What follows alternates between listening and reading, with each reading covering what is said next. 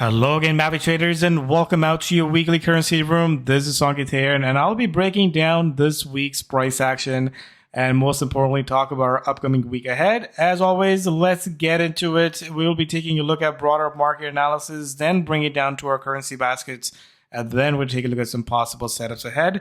Let's get into it. Disclaimer. This video was created for professional stock and option traders.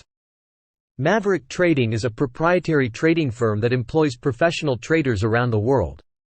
Our traders trade firm capital and keep 70 to 80% of profits they generate. All trades and analysis in this video are for professional traders only. If you are interested in becoming a professional trader for Maverick, click the apply button in the video description. Let's break down what happened today. So as we take a look at this week's price action, again, this was a reversal week where the equity markets had a sharp rally higher, and it really recovered most of the losses that we've seen a week prior. So after 3 weeks of pullback in the equities, we got a sharp rally to the upside.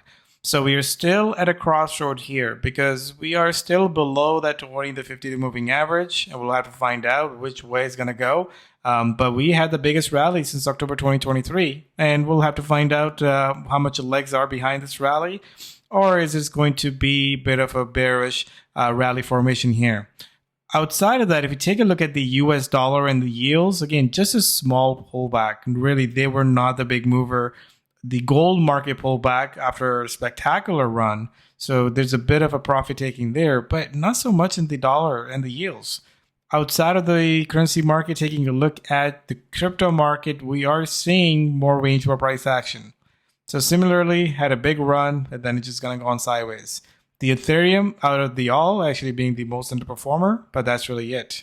Now, if we take a look at last week's number, again, it wasn't super packed week, but we still had some nuggets here and there. If you take a look at some of the PMI numbers, you can see we had some mixed PMI numbers, but out of the US, we had both of the numbers were weak, both the manufacturing and services. So initially that was, both bearish for the yields, and then we just see a recovery here. So we just haven't seen the market price action really react too much. I think the focus remains on what the Fed's going to do, what the inflation's going to do.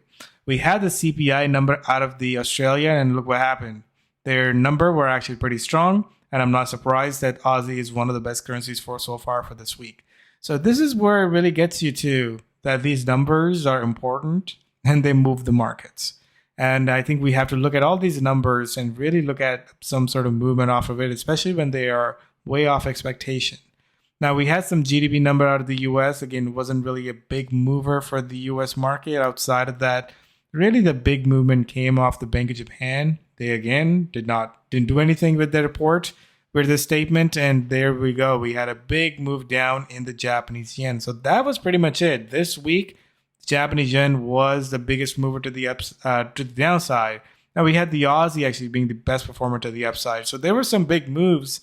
Even though we had some back and forth where the trend score had turned negative, now they turned positive. So this was a tricky week because we went from a negative to a positive pretty much from the first to the end of the week. Now let's take a look at last week reviews and just study the numbers here. And looking at the numbers, and let's take a look at the weekly performance. Let's pay attention to the numbers here. 2.75 with the equities, 2.68 for the World Stock Index. Crypto, again, did not do much here, but then gold down to 2.17%, and oil was up. So really, if you take a look at these numbers from the US markets, these are good numbers. And here we are with the chart. And this is where I think we are at the crossroad because we are below the 20 and the 50-day moving average. But this really got us back to that level. This would have been an easy rollover as we get this little bear rally. We did gap lower here. And again, this is where this would have been a better bear rally formation. But now we are getting a bit of a breaking the previous high over here and getting towards that candle, the moving averages here. So we saw a cross of the 20 down through the 50. So that was a bearish sign, but then the price action of the short term looks bullish. So it was really a hard call here because the market really could go either way. I think this will all come down to the FOMC that's due later this week. Now, looking at the numbers, you can see the Aussie and the Kiwi were one of the best ones. and the yen was the worst one.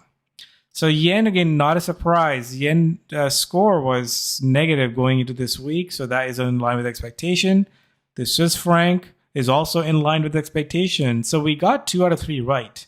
Last week we had all of these three we talked about, and you know, I said the yen and the Swiss franc probably the better short than the dollar. So I still think that's the case.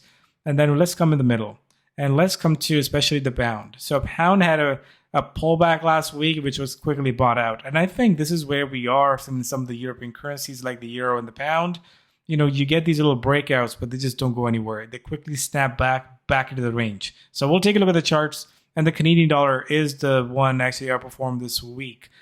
This again could be with the rally where we saw in the oil market. But outside of that, again, good movement. It was hard to catch some of the movements, especially with this reversal in the equities. But again, this is where you have to shift with the markets when they are shifting. And there are some weeks where, we just can't catch a move because, everything is kind of going all over the place. Now, let's just jump into our market analysis and really take a look at our market outlook here. And again, we're still sitting at a -2. I have not changed the score because we haven't broken through the upside over here. So this is where I will change the score, pair back on that bearishness as soon as we get cross above that level. Now, if we take a look at outside of that, take a look at the bond yields. What the bonds is doing, they're still staying strong. This was just a slight pullback, but nothing really has shifted from the trend. So the trend remains strong for the yields and for the dollar itself.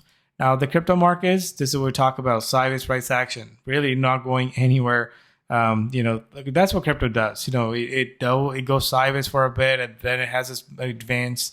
You really have to know when things are moving or breaking higher or lower. That's the point to get in. But, that's where you draw in some support and resistance lines. But as soon as it stays between these ranges, not really just trading them. Now, let's talk about upcoming week. As you can see, it is jam-packed with lots of events. But let me just highlight the important ones. We have the US, the FOMC. I think this is going to be the one that everyone is really focusing on. If we take a look at the employment report out of the US, that's really one important one as well. And also, if we take a look at it, we have the Swiss franc, the CPI out of the Swiss franc as well. So again, they're expecting a little uptick here. If this is below that expectation, I wouldn't be surprised that Swiss franc actually continue weakening further, and that will bring me to some of the pairs that I'm watching for this week. Outside of all those things, we have the employment report out of the New Zealand. We have some numbers out of Canada and some numbers out of China. But I think the big one is really the Wednesday report. But not only the FOMC, we get the manufacturing report, we get the Joel's job opening, which is an important number as it really moves the market. So this is a week where you could be ready to swing either way because market could really shift based on what the numbers are coming out and what the economic reports are saying. And that's really where we want to be. So taking a look at the markets, this week outlook is that we are at the crossroad.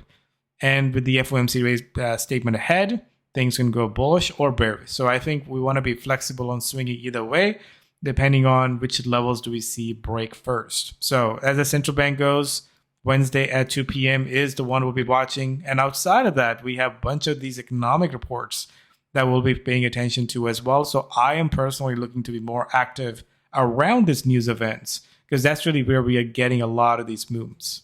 Now, let's just jump into our currency analysis and take a look at some of the trend and the velocity scores. So let's just jump right into the crypto market. So what do we see in the crypto market?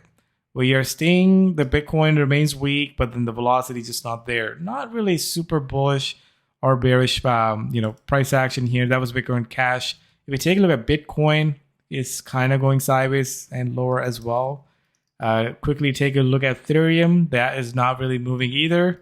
And for the short term, we're seeing a little bear rally happening in Litecoin. So out of all those cryptos, I'm not really a big fan to trade any crypto markets right now. Now, let's take a look at Forex Outlook because that's really where we're seeing the moves. Let's start with the dollar. Now, dollar outlook really hasn't changed. This is the daily chart, and what do you see? This still remains like a bull pullback to me, or a little bit of a shallow pullback. We're still above the 20, below the 50, above the 50. So not really deterring from that outlook. I think we still have better chances for a dollar to go higher, but when we get the economic report next week and we get the FOMC, expect for this to either break higher or break lower. I think this could be a bigger moving week for the USD. For now, the velocity looks a little bit better and the trend score. So, this is where we got to be trading the right side, right trend of the USD. Now, look at this one, the Japanese yen. I mean, I know a lot of traders are saying, well, this is something that's, technically speaking, it looks great. But if you get in the shorter term, like with the Bank of Japan statement overnight last night, there's a bunch of volatility. But the trend remains -3 now and the velocity -3. So in this kind of chart, this is where I would say it looks very extended. But at the same time, we're sitting at the bottom of the candle here. So, this thing is going parabolic. And we have seen these extended moves. And, we are now sitting at yen being at 35-year lows. That's a massive move. So we just want to be sticking with that direction. But at the same time, when things look too extended, this is where we look for some basing patterns or we look for some bear rallies. But yeah, I can't deny the fact that it looks a -3, very extended. But that's what happened when you get these extended moves. You are likely to see more bearishness and bullishness. But in between, there will be some rallies. But I still like the yen to the downside because Bank of Japan is really there, not really helping the currency at all. Now, Swiss franc. This is a currency that I really like on the short side for the last couple of months, and now things have kind of gone sideways. I still like to the downside. This is a support right here. And if this breaks below that support, I want to be jumping into the short, but not at this moment. I mean, I would rather be looking for this when it's really breaking the lows. And that could be coming for the CPI report coming out of the Switzerland as well. So that is a catalyst coming ahead. Now, we take a look at the euro. Euro has quickly risen, but not really to the point where you can say that it's breaking out. So, even though it's a +2, I don't really want to be a buyer above this unless it really is breaking out above the resistance. But the shorter term, velocity looks good. On the daily chart, I just want to see this clear that overhead resistance. Now, the British pound is the one that really, caught some traders off guard because, we went from a -2 here. And here we are with a 4-day rally back to the resistance. So realize that pound is not the weakest currency here. It was weaker last week for those 2 days. But again, we are back at the same level. So the trend score is now back up to 2. So that's really where we are. Again, not willing to buy a breakout yet. I need a confirmation. Remember last time we did break reverse from that level. So that's really what we want. For now, the price action is pretty strong. Now, here we are with the CAD, and looks like CAD wants to break out as well. So technically speaking, beautiful chart, back at the resistance and breaking out. So again, I think at this point, I like CAD more to the upside, despite of whatever my opinion is on what Bank of Canada is going to do. If you just look at the price action, this is against saying it wants to go higher than lower. Now, take a look at some of the other growth currencies, and we have Aussie that's breaking out. So a nice, beautiful pattern. Again, this is sitting at a nice event from a -1 to a +2. So big change that's taken over here. So I still, this is nice, a breakout pattern. So as long as we just go sideways, maybe pull back in between, I think those are the ones we want to buy. Now, lastly, the Kiwi. And again, if you take a look at the other charts like the CAD or even the Aussie, Kiwi doesn't stand out the most here. It's sitting at a 0 as far as the trend score goes. So personally speaking, don't really want to go with the Kiwi here. I think Aussie looks much better compared to the Kiwi. So if we summarize the scoring and the system here we are. We have not just one or two. We have almost 5 currencies that are sitting at a plus 2 and a +3. So this is pretty evident that if you want to pair, what is the best pairing? It's the yen or the Swiss franc, and Kiwi is kind of right in the middle. So this is, again, not everything is really weak here. So you have to focus on what's really weak. If the Swiss franc yen looks extended, I think after the yen, it probably the Swiss franc. And perhaps we'll take a look at some of these scores when it comes to velocity. And the velocity is, again, matching with the trend score. Swiss franc -1 and the Japanese yen as a -3. Everything else sort of holding in here. But as we go in next week, like I said, things could move based on those news events. So let's take a look at some possible trades ahead and take a look at what the setups are we looking for. And as we take a look at the scores, the setups here, the big question really is that, okay, the yen. Yen is the big one. You can see that this thing looks pretty weak, and any yen crosses that I will pull, it will still look pretty good to the upside, but they look extended. So this is where it gets tricky. You do like the price action, but it looks extended. If you take a look at any RSI, any velocity, I mean, they are more breaking out. Again, take a look at RSI's most of the highs here. So we want to see some pullbacks in between to buy into, but not at this point, bullish across the board. So let's say if it's not the yen crosses, how about if you take a look at some of the Swiss franc crosses? So Aussie Swiss franc, I actually like this better for a breakout above that 60 level. If I go higher time frame, again, remember this thing, it has some levels to clear as well. So if it breaks above that 60 level, I actually want to be more on the bullish side. And if you take a look at 4-hour chart, this is the chart that I'll be using for my entry.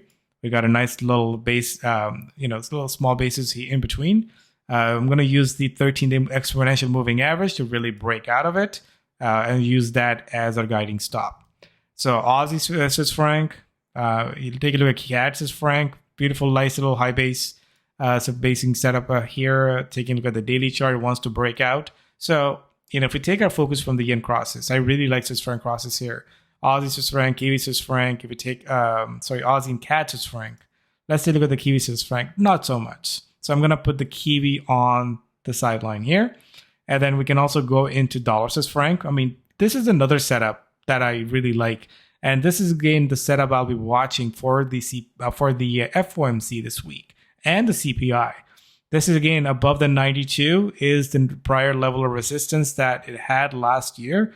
Again, this is, again, just coiling energy. This is what we call, these are the basing patterns that go to last long, and then we get a big move up. So that's really where you want to be when we're getting those big move up. So, I mean, I'm taking a look at all the Swiss franc crosses, CAD, Aussie, and the dollar Swiss franc. Now, the euro Swiss franc was also on my list, but then right now, again, not really breaking out yet. In between the euro and Swiss franc, they're not really diverging as much as they were back here. So this is, again, more sideways price action. Now, the other one, take a look at the Aussie Kiwi. I talked about this last week, and I had some traders that really took advantage of that move. And this is, again, beautiful breakout to the upside. So now let's go into the higher time frame. What can we expect? Well, if you can see that the last